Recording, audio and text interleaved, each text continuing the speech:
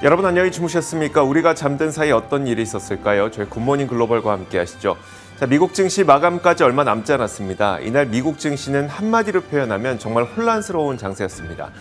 장중 내내 지수도 상승과 하락을 반전에 오가가는 그런 혼란스러운 모습을 보였고요.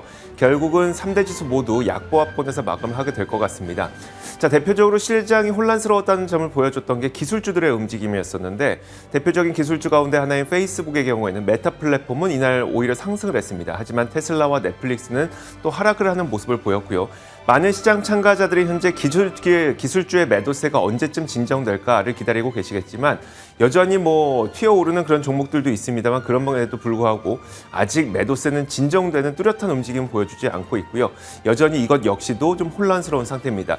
자, 어젯밤 사이에는 굉장히 혼란스러운 시장이 펼쳐졌기 때문에 자세한 마감 시황을 지금부터 정리해 보도록 하겠습니다. 전채린 앵커입니다. 네, 1월 6일 목요일장 마감 시간대에 와 있습니다. 이 시각 현재 시장 상황 확인해 보겠습니다. 미국 증시가 전일 그야말로 급락을 했었죠. 오늘은 한바탕 대량 매도가 일어난 이후에 상대적으로는 잔잔한 움직임을 나타내고 있습니다. 3대 지수가 장 초반에 낙폭을 조금 벌리는가 싶더니 이내 회복을 했고요. 다우 지수가 0.3% 정도의 하락권, 그리고 S&P 500 지수와 나스닥 지수는 장 막판에 소폭 힘을 내주는가 싶더니 지금은 다시 하락으로 전환을 해 있는 상태가 되겠습니다. 최근 계속해서 이어지고 있는 섹터 로테이션은 오늘 장에서도 나타났습니다. 기술주에서 고밸류 기업으로의 작은 이동이 이어지면서 일부 빅테크주들, 테슬라와 넷플릭스, 애플 등과 같은 종목들이 오늘도 하락세를 이어갔습니다. 이런 현상을 두고 소파이의 한 투자 전략가는 작년에는 기술주가 늘 강했고 그러다 보니까 연말까지 기술주에 대한 포트폴리오 비중이 과도했던 투자자들이 많았는데 이들이 올해 기술주 약세를 예상하고 비중 조절을 하는 과정에 놓여 있고 그러다 보니까 기술주들이 이렇게 약세를 나타내고 있다. 이런 평가를 내놓기도 했습니다. 한편 오늘 10년물 국채금리는 오름세를 이어갔습니다. 1.51%로 작년을 마무리했었는데 새해 첫 4거래일 만에 이렇게 1.75%대까지 급등을 해 있습니다. 이에 따라서 일부 은행주들은 강한 흐름을 나타내는데요. 시티와 웰스파고 등과 같은 종목들이 현재 힘을 주고 있습니다. 마지막으로 경제지표도 보겠습니다. 매주 금요일 전해드리고 있는 신규 실업수당 청구 건수가 되겠는데요. 지난주에는 20만 7천 건을 기록했습니다.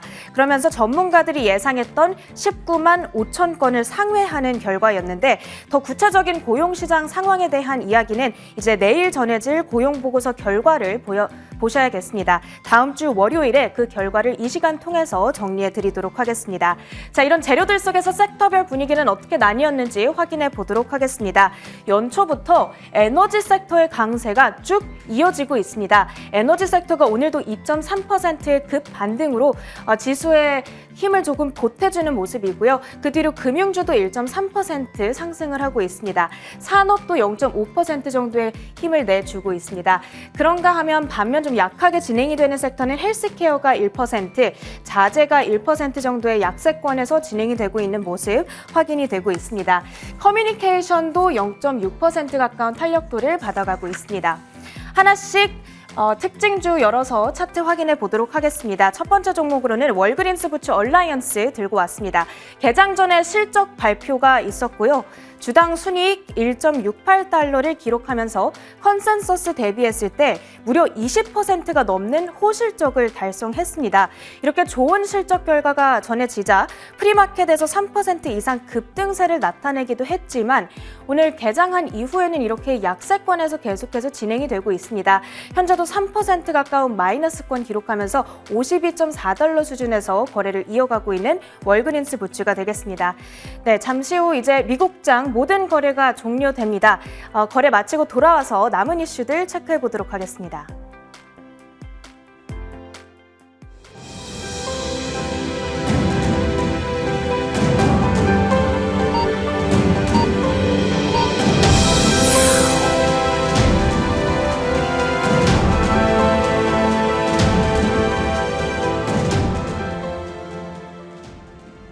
네, 목요일장 모든 거래가 종료됐습니다. 계속해서 오늘장 특징주들 확인해 보도록 하겠습니다. 그 다음으로는 베드 베스 앤드 비욘드를 가지고 왔습니다. 역시나 실적 발표가 있었고요. 그 이후에 오늘 주가는 급등으로 마감을 했습니다. 총 마진율이 개선됐고 온라인 플랫폼 강화 작업이 잘 진행돼 가고 있다. 이런 사측의 이야기가 나왔는데요. 그렇지만 실적 자체는 사실 기대치에 미치지 못했습니다. 그렇기 때문에 실적으로 인해서 오늘 급등을 했다고 평가를 하기에는 어려울 것 같고요. 미국 내에서 상당히 공매도량이 많고 그리고 밈 주식으로 분류되어 왔다는 부분을 참고해 주셔야겠습니다. 마지막 특징주로는 올버즈까지 확인해 보겠습니다. 지난 11월에 IPO를 치른 이후에 주가는 쭉 내리막길을 걸어오면서 실망감을 안겼는데요. 오늘 모건 스탠리에서 투자 의견을 중립에서 비중 확대로 상향 조정시켰습니다. ESG 선도 기업이라는 점을 긍정적으로 평가하면서 올해 두 자릿수 성장이 기대되는 몇 안 되는 종목 가운데 하나다. 이런 평가를 전해줬습니다. 올버즈의 주가는 12%의 급등으로 오늘 거래를 마무리 짓습니다. 자, 이렇게 오늘장 특징주들 모두 정리해 보고요. 마지막으로 상품 선물 시장 움직임까지 확인해 보도록 하겠습니다. WTI 선물 가격은 오늘도 이렇게 2%의 급등세를 이어가고 있습니다. 오펙 플러스 회원국인 카자흐스탄에서 지금 대규모 반정부 시위가 일어나고 있죠. 중앙아시아 최대 산유국인데 이 시위가 격화되고 있다 보니까 유가에도 영향을 미치고 있습니다. 거기다가 더불어서 리비아의 원유 수송 파이프라인의 보수 작업으로 인해서 생산 차질이 빚어지고 있다고 합니다. 이 점 역시도 유가 강세에 힘을 더 실어주고 있습니다. WTI 선물 가격은 이제 2% 급등하면서 거의 $80 수준 회복에 시도를 하고 있고요. 마지막으로 금 가격까지 확인해 보도록 하겠습니다. 금을 보유하게 되면 이자에 대한 혜택을 받을 수가 없죠. 그렇기 때문에 금리가 오르는 시기에 금은 투자 매력도를 잃게 됩니다. 전일 연준이 매파적 발톱을 드러내자 국채금리가 급등하고 이에 따라서 금 가격은 무겁게 눌려 있습니다. 2% 하락을 하면서 온스당 $1,787 수준의 거래를 이어가고 있습니다. 마지막으로 3대 지수 종가까지 확인해 보면서 마무리해 보도록 하겠습니다. 3대 지수가 사실 장중에는 계속 혼조권 움직임을 보여줬는데요. 막판에 일제히 하락으로 전환을 한 채 거래를 마칠 것으로 예상됩니다. 그중에서도 다우지수의 낙폭이 가장 큰데요. 0.5% 어제에 이어서 오늘 추가적인 하락이 나오고요. S&P 500 지수와 나스닥 지수는 그래도 조금 버티면서 약보합 수준의 오늘 거래를 마칠 것으로 예상됩니다. 미국장 마감 상황 정리해드렸습니다.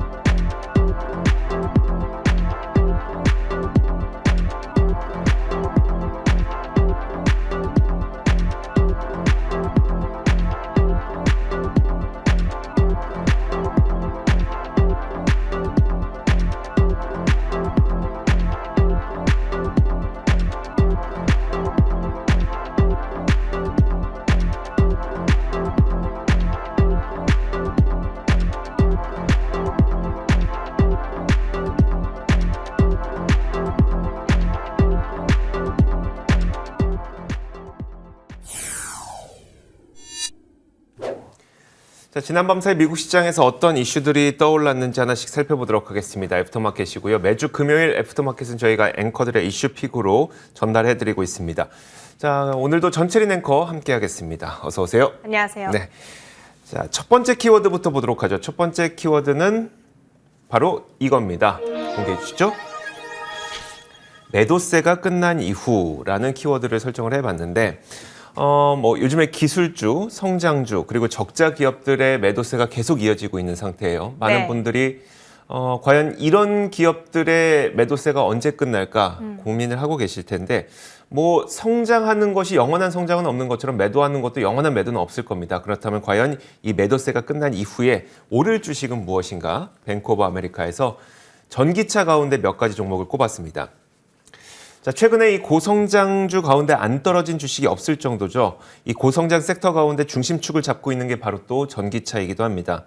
최근 이 고성장 주식들의 손실이 크지만 장기적인 강세 테마는 여전하다고 뱅크 오브 아메리카에서는 설명을 했습니다. 그러면서 올해 2022년에 훨씬 더 나은 성과를 낼 전기차 관련 기업들을 꼽았는데 여기에는 뭐 루시드라든지 리비안, 카맥스 이런 기업들이 꼽혔습니다. 자, 물론 매도세가 언제 끝날지는 아무 누구도 모릅니다. 금리와 인플레 상승 정도에 따라서 그 시점은 달라질 수도 있겠죠.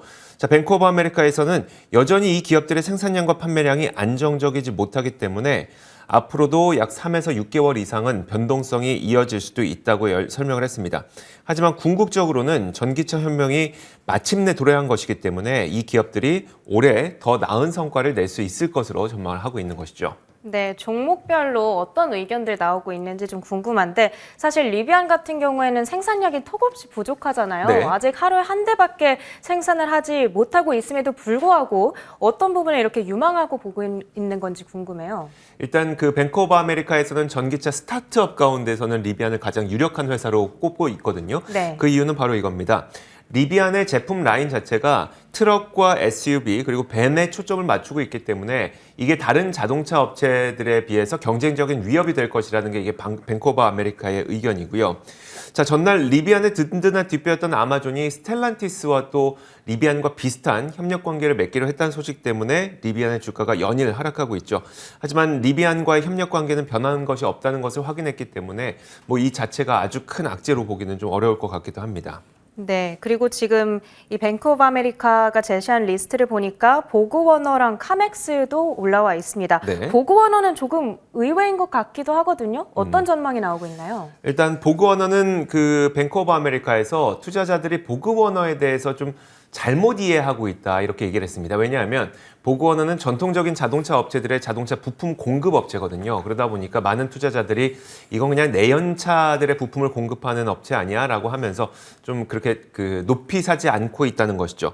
하지만 그 뱅크 오브 아메리카에서 보니까 이미 수년 동안 보그워너는 하이브리드 차와 전기차 분야로 사업 분야를 다변화하고 있기 때문에 전기차 메가 트렌드에 이 보그워너도 상당히 부합하는 기업이라고 설명을 했고요. 자, 카맥스도 한번 보도록 하겠습니다. 자, 카맥스도 뱅크 오브 아메리카의 올해 탑픽 가운데 하나인데요. 카맥스는 중고차 및 신차의 중개업체죠. 과거에는 전형적인 자동차 중개 기업일 뿐이었었는데 이제는 옴니채널 플랫폼으로 변하고 있기 때문에 카맥스 역시 전기차 시장에서 그리고 전기차의 메가 트렌드에서 굉장히 중요한 역할을 하게 될 것이라고 꼽았습니다. 자, 그러면서 뭐 리비안, 루시드, 카맥스 그리고 보그워너 이 4개의 기업을 올해 다른 기업들보다도 훨씬 더 나은 성과를 얻을 수 있을 만한 탑픽 종목으로 뱅크 오브 아메리카에서 꼽았습니다. 자, 이렇게 첫 번째 키워드 살펴봤고요. 이어서 두 번째 키워드 보겠습니다. 두 번째 키워드는 바로 이겁니다. 네, 그 이주호 앵커가 매도세가 끝난 이후에 좀 유망하게 볼만한 종목들을 소개해 주셨다면 저는 기술주를 아직 너무 매도해서는 안 된다. 이런 내용의 기사를 준비해 왔습니다. 금리 인상기가 다가오면서 많은 분들이 기술주의 밸류에이션에 부담을 느끼고 또 실제로 시클리컬 쪽으로 옮겨갈까 고민이 많으실 겁니다. 그렇지만 기술주를 아직 완전히 포기해서는 안 된다라는 조언이 나오고 있습니다. 함께 보시죠. 올해 첫 주부터 기술주들은 큰 낙폭을 기록했습니다. 특히 새해 첫 거래일이었던 월요일부터 10년물 국채 금리는 0.13%포인트나 올랐고요. 전일부터 또 1.7%를 계속해서 상회하고 있습니다. 하루 전에 공개된 FOMC 의사록에서는 예상보다도 훨씬 더 매파적인 양적 긴축이 예고되어 있었고 이런 부분들이 부담으로 작용하면서 기술주 섹터는 올해 첫 주에 벌써 3%대 하락을 기록 중에 있습니다. 작년부터 우리가 걱정했던 흐름이 그대로 나타나고 있는 건데 그렇다면 올해는 기술주 투자를 어느 정도 포기하는 게 좋은 걸까요? 크레딧 스위스의 자산 전략가 패트릭 팔프리는 그러지 말라고 조언을 하고 있습니다. 물론 금리 인상기에는 금융주와 같은 시클리컬이 아웃퍼폼을 할 거고 또 실제로 올해도 시클리컬 업종이 강할 것으로 예상을 하고 있지만 그렇다고 해서 기술주가 그 반대편에서 극단적으로 부진하지는 않을 거라는 점을 강조하고 있는 겁니다. 현재 채권 전문가들은 연말까지 10년물 금리가 2%까지 상승할 것으로 전망을 하고 있죠. 그런데 일부 투자자들은 그보다 더 높은 수준으로, 즉 더 높은 금리를 선반영하듯이 기술주를 과도하게 회피하고 있다라는 지적이 나온 겁니다. 실제로 투자자들이 우려하고 있는 것만큼 예를 들어서 3%까지 금리가 올라가지는 않을 것이기 때문에 과도하게 밸류에이션 부담을 느낄 필요는 없다는 얘기로 이해를 해보시면 되겠고요. 그렇기 때문에 올해 상대적으로 기술주가 어느 정도 언더퍼폼할 수 있겠다라는 부분을 우리가 감안하더라도 완전히 시장에서 뒤처질 거라고 생각할 필요는 없다는 얘기로 이해해 보시면 되겠습니다. 그렇다면 이 기술주 가운데 어떤 종목들을 매수하거나 아니면 계속해서 보유해서 끌고 가는 게 좋을까요? 여기에 대한 조언도 있었을 것 같은데요. 네, 맞아요. 있습니다. 이 종목 선정에 있어서는 좀 세 가지 포인트를 짚어줬는데 2년 현금 흐름, 마진 개선세, 그리고 가격 결정력 이 세 가지 지표가 높은 기업들에 주목을 해야 한다고 조언하고 있습니다. 이런 조건에 부합하면서도 그간 낙폭이 과도하게 나왔던 종목들, 가령 전일장 같은 경우에는 인텔을 꼽아볼 수가 있겠는데요. 이런 종목들이 조금씩 매수해가는 전략을 취해가자 이런 조언을 내놓고 있습니다. 더불어 전일에도 빅테크주들에 대한 매도세가 크게 일어났었죠. 이 빅테크주라 하면 빵주에다가 마이크로소프트 정도를 포함하고 있는데 빅테크주들의 시가총액을 합치면 S&P 500 지수의 22%를 차지하기 때문에 만약에 시장을 이기고 싶다면 빅테크주 비중을 무조건적으로 줄이는 전략은 좀 위험할 수 있겠다 이런 조언도 내놓고 있습니다. 알겠습니다. 최근 들어서 이제 올해 들어서자마자 빅테크 기업들을 포함한 기술주들이 또 계속 좀 부진한 모습을 보이게 되자 많은 분들이 고민하고 계실 텐데, 자, 크레딧 스위스의 이 조언을 잘 기억해 보시면 좋을 것 같습니다. 자, 다음 키워드 보도록 하죠. 다음 키워드는 바로 이겁니다. 자, 빅 year라는 키워드를 꼽았는데요. 이게 우리말로는 엄청난 한 해가 될 것 같다고 할 때 이런 표현을 쓰는 거 맞죠? 네, 맞아요. 제가 이해하고 있는 게 맞는지 모르겠는데. 자, 그렇다면 올해 도대체 어떤 것이 가장 큰 빅 이어를 기록하게 될 것인가? 거기에 대해서 골드만삭스가 올해는 금융주가 가장 큰 엄청난 한 해를 보낼 것이다 라고 얘기를 했습니다. 그러면서 그 이유 세 가지를 제시를 했는데, 먼저 첫 번째로 누구나 다 아는 금리 상승입니다. 자, 실제로 은행주의 강한 실적은 금리의 급격한 상승과 일치합니다. 최근 10년물 국채금리는 1.7% 수준을 돌파했죠. 10년물 금리는 이제 모기지론이라든지 아니면 기타 사업 대출, 아니면 중소기업 대출, 소상공인 대출, 소비자 대출, 이런 모든 대출 금리의 어떤 기준선이 되는 것이기 때문에 10년물 국채금리가 올라간다는 것은 은행주 실적에 직접적인 긍정적 영향을 주게 됩니다. 자, 두 번째로는 자본시장 정상화를 꼽았는데, 자본시장은 지난 팬데믹 이후 2년 동안 기록적인 수준을 기록하고 있죠. 골드만삭스는 자본시장 비용이 약 11%가량 이제 앞으로는 줄어들 것이다 라고 전망을 하고 있습니다. 세 번째가 금융주의 밸류에이션인데, 특히 요즘 시장은 미래 성장만 갖고 있는 주식들에 대해서 굉장히 냉혹한 평가를 주고 있는 그런 시장 환경이죠. 반면에 실적 대비 밸류에이션이 더 매력적인 종목을 계속 찾아내고 있는 과정이 이어지고 있습니다. 그러다 보니까 금융주 내에서도 더 매력적인 종목을 선별하는 작업이 이루어질 것이고, 이런 것들이 이제 앞으로 금융주들을 매력적으로 보이게 만들 것이다. 이게 바로 골드만삭스의 분석입니다. 금융주가 올해 좀 유망할 거다라는 거는 충분히 이제 이해가 됐는데, 그래도 어떤 종목이 가장 좋을까에 대한 고민이 항상 있습니다. 네. 골드만삭스에서 탑픽으로 꼽고 있는 유망주를 소개해 주시면 어떨까요? 골드만삭스에선 두 가지 기업을 꼽았는데요. 그 금융주 가운데 대표적으로 JP모건과 뱅크 오브 아메리카, 이 두 기업을 올해 가장 좋은 한 해를 보일 기업으로 꼽았습니다. 그 이유를 보니까 앞서 말씀드렸던 세 가지 조건을 하나씩 맞춰보게 되면, 일단 두 기업은 가장 규모도 크고 금리에 대한 민감도가 가장 크기 때문에 금리가 올랐을 때 가장 실적이 빠르게 올라갈 만한 그런 종목으로 꼽았습니다. 대출 성장률 역시 요즘에 상당히 가속화될 것으로 기대가 되고 있어서 이 두 기업은 올해 다른 금융주 중에서도 훨씬 더 좋은 모습을 보일 것으로 골드만삭스는 기대를 하고 있고요. 자, 골드만삭스에서는 각 기업의 상승 여력을 JP모건에 대해서는 약 18% 정도의 주가 상승 여력, 그리고 뱅크 오브 아메리카는 약 10% 정도의 추가 상승 여력이 있다고 전망을 했는데요. 자, 아무래도 금융주도 그렇고, 그러니까 금융주의 경우에 그러니까 시간이 지나면 지날수록 이제 금리의 상승 여부, 그리고 대출의 상승 속도에 따라서 그 실적 전망치는 또 달라질 수 있거든요. 계속 또 증가할 수 있는 것이기 때문에 지금의 상승 여력은 18%라고 하더라도 올해를 지나면 지날수록 이 이익 전망치들을 좀 지켜보시면서 금융주 대응하시면 좋을 것 같습니다. 자, 이렇게 저희가 지난밤 사이에 있었던 몇 가지 이슈들 살펴봤습니다. 지금까지 전체의 앵커 수고하셨습니다. 고맙습니다.